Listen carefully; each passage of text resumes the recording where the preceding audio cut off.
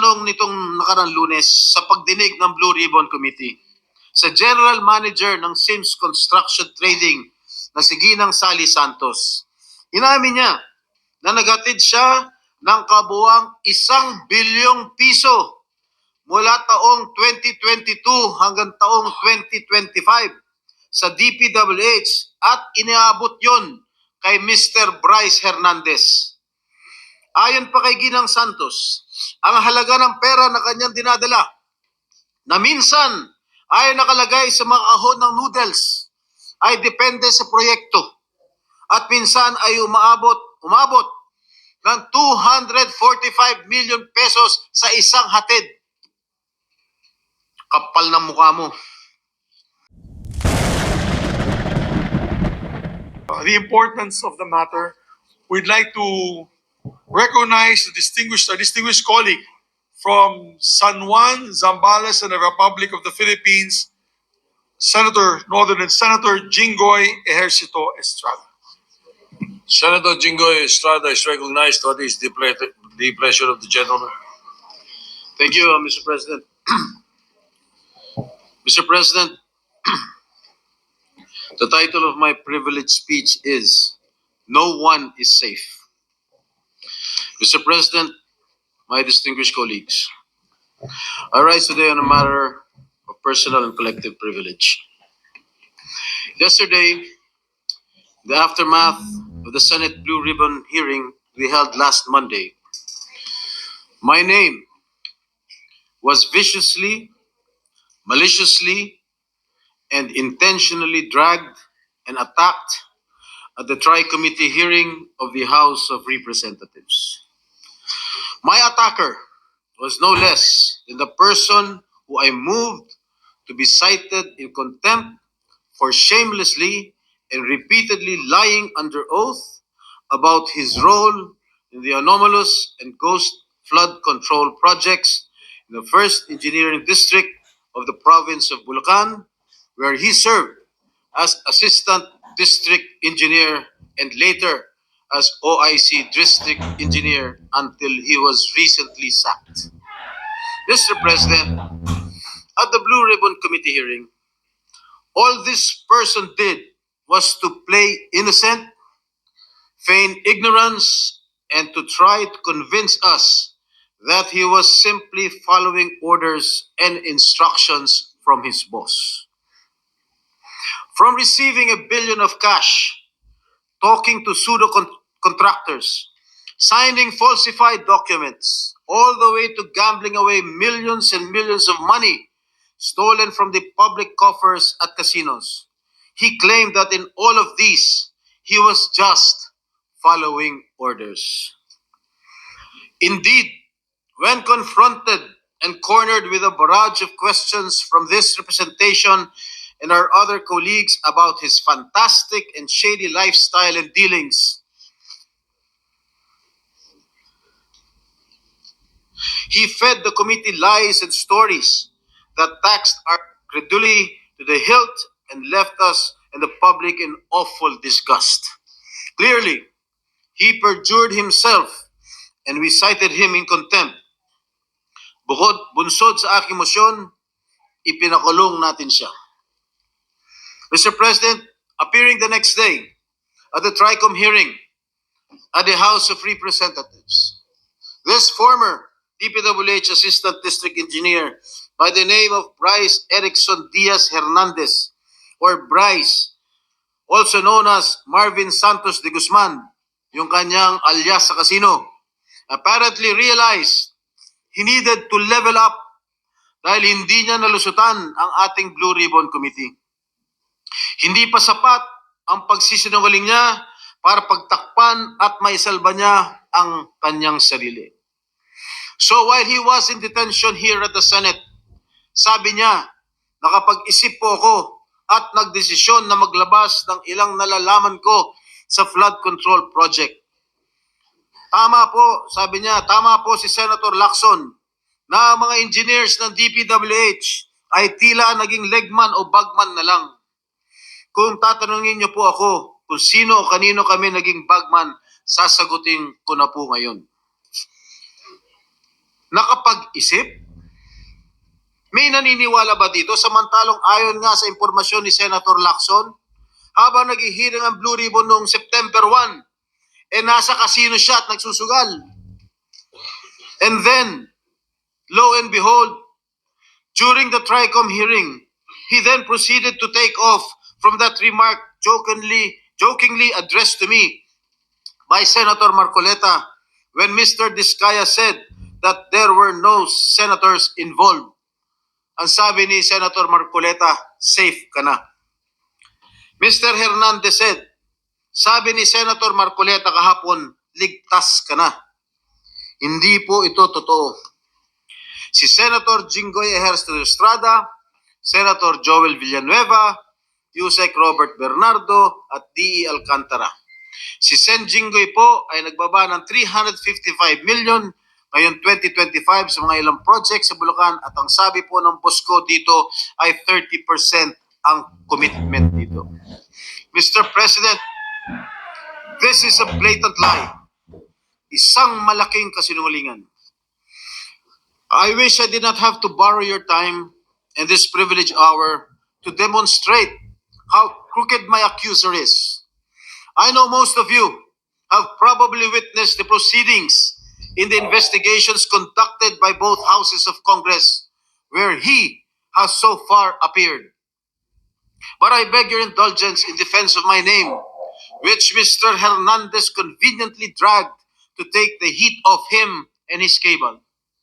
A desperate attempt to divert attention away from the real issue, his own involvement in ghost projects and questionable dealings. Batay sa aking mga nakalap na sinumpaang salaysay ng ilan sa mga kawani ng DPWH at mga kasamahan ni Mr. Hernandez, malinaw na sangkot siya sa mga ghost projects sa Bulacan.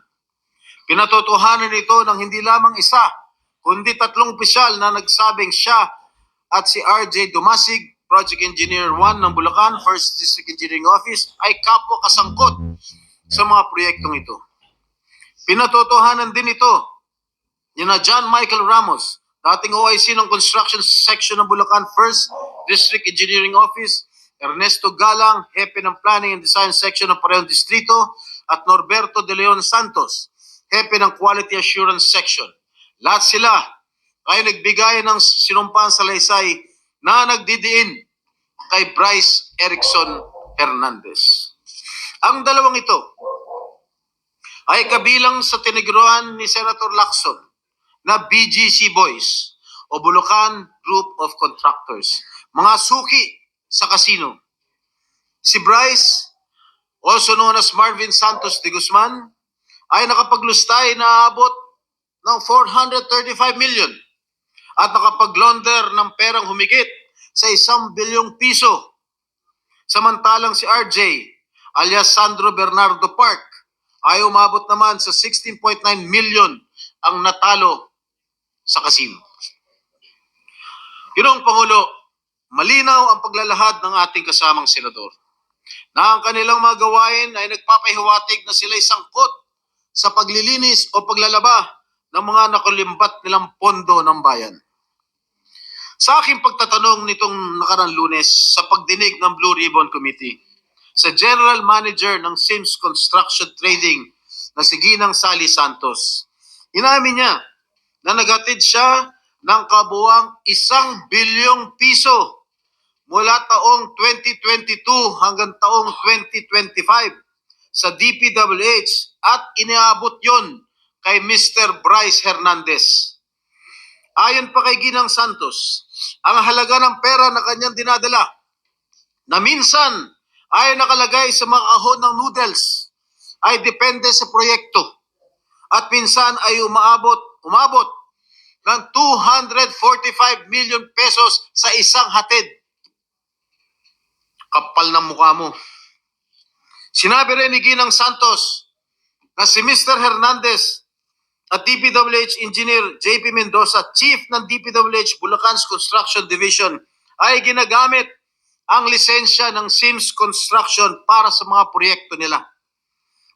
Si Mr. Mendoza, na may alias na PJ Castro Asuncion na pinangalanan din ni Senate President Pro Tem Lacson na kabilang sa BGC Boys ay may kabuuang 418 million na nilustay sa iba't ibang kasino at nakapag-launder ng perang mahigit 280 million pesos. Kung nakakapagpatalo ng 10 milyon si Mr. Hernandez sa kasino, hindi na rin siguro nakapagtataka kung bakit hindi siya nalalayo sa mga diskaya pagdating sa paramihan ng koleksyon ng mga sasakyan. Nauna nang inamin ni Mr. Hernandez na siya at ang kanyang asawa na isang dating rank and file employee ng GSIS ay nagmamayari na mga mamahalang sasakyan gaya ng Dodge Challenger, Toyota Supra at Lamborghini Urus Performante. Hindi ito karaniwang pag-aari ng isang empleyado ng gobyerno. At hindi pa dito nagtatapos ang listahan, Ginoong Pangulo. Nandun sa kanyang garahe, isang Ford Everest, Ford Territory, Toyota Corolla Cross, Suzuki Jimny, Mitsubishi Pajero, Honda Civic Type R Turbo, and add to this his collection of high-end motorcycles, BMW R1250GS, Yamaha T-Max, BMW C400 GT, Ducati X Diavel Nera, Honda Goldwing, Ducati Street Fighter, BMW R1300 GS, Vespa scooter, at yung kanyang asawa, meron 2 Toyota Hilux, isang Toyota Fortuner, Kia Carnival, BMD X3, Toyota Land Cruiser, Vespa Primavera, Honda, BMW. Mga kaibigan, Ginoong Pangulo, Bryce Hernandez claims these vehicles are part of a buy and sell business run by his sibling. But why are all these vehicles registered under their names? Bakit nakarehistro ang kanilang mga sasakyan sa kanilang mga pangalan kung sinasabi niya buy and sell business itong mga ginagawa nila?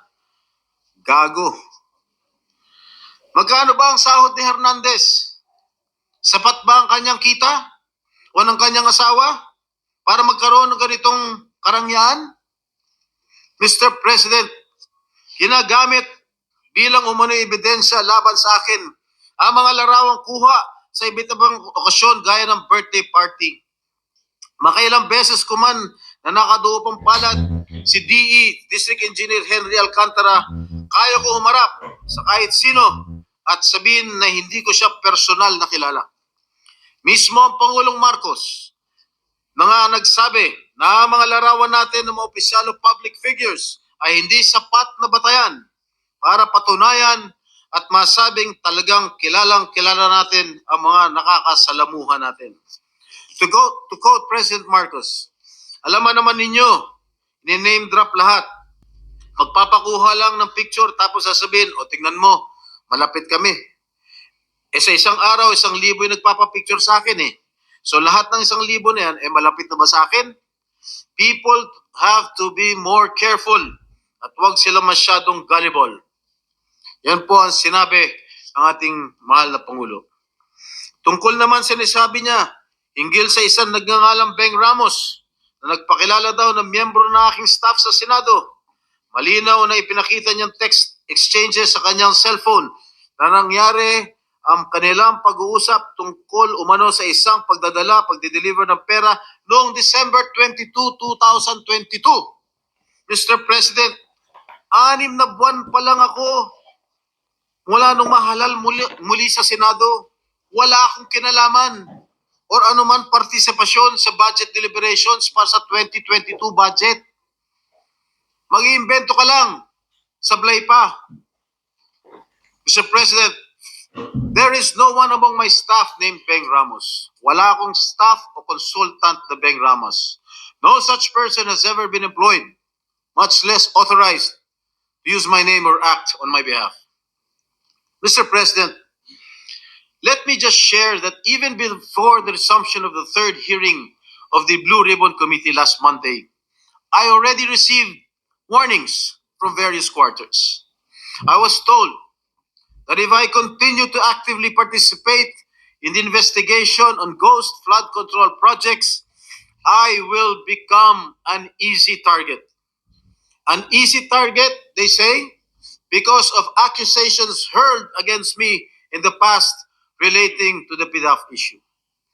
Mr. President, I told these people, warning me, and as I have stated at the start of the Senate investigation into these public works anomalies, hinarap ko po sa hukuman lahat ng kasong inihain laban sa akin. Hindi lang ako sumuko ng kusa nung ako'y pinaratangan at ikinulong. Ako po'y nakipaglaban ng patas sa proseso ng batas at hustisya at naghintay ng matagal na panahon sa pagdating ng hatol sa mga kasong ito. Hindi po ako nawala. Hindi po ako nagtago. Hindi po ako tumakas o nagbintang ng mga taong walang kinalaman sa mga akusasyon laban sa akin. At great cost to my family, my freedom, and my political career, I have acquitted myself of the grave charge of plunder before the bar of justice and the legal system we are all sworn to uphold. Should that sad and dark chapter of my life be a reason for me now to do nothing, say nothing, and just keep quiet when my job as an elected senator of this country calls on me to take a stand and expose these people? No, Mr. President, I cannot and will not shirk from my sworn duty to ferret out the truth. I will not be silenced when I know I can contribute something to the task at hand. I will continue to do my best to be worthy of the support that I was generously given by the people who elected me back to this Senate. Tama nga nagbigay ng babala sa akin. I am an easy target. Kaya isang araw pagkatapos ko sabihin na dapat i-contempt ang sinungaling na si Bryce Hernandez, tumakbo siya sa Kongreso sa mababang kapulungan para ilako ang isang kwento na sa tingin niya ay madaling paniwalaan. Hindi lang yun. Paulit-ulit niyang sinasabi ang akala niya safe siya. Walang galang na. Halatang galing pa sa isang script na binabasa. Marami sa akin ang nagsasabi, huwag kong patulan ang isang tao na sa sobrang kapal na muka nakuha pang magkasino habang iniimbestigahan ang mga krimen niya dito sa Senado. Mr. President, kung nakuha kong humarap sa kaso at tanggapin ang kaparusahan ng isang krimen kung saan ako'y napawalang sala, lalong kayang-kaya kong harapin ang isang Bryce Hernandez na lantarang sinungaling at magnanakaw. Ang sabi nga ni Senator Marcoleta, safe ka na. With due respect to our colleague, hindi po, Senator Marcoleta.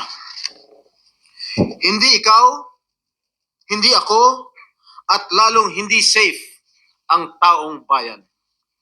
Hanggang may mga Bryce Hernandez na engineer ng kasinungalingan at pandarambong ay hindi tayo safe.